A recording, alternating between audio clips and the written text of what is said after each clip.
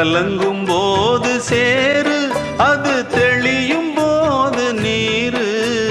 கடவுள் போட்ட கோடு, அதை திருத்த போவதாறு. வெந்த புண்ணும் ஆறிடுமா, வேதனை தான் தீர்ந்திடுமா? விண்ணுக்கும் மண்ணுக்கும் சம்பந்தம் உண்டுன்னு சொன்னது யாரு? அது மன்னவன் பேரு. அந்த வானத்தை போல மனம் படைச்ச மன்னவனே, பனி துளிய போல குணம் படைச்ச தென்னவனே. மஞ்சளிலே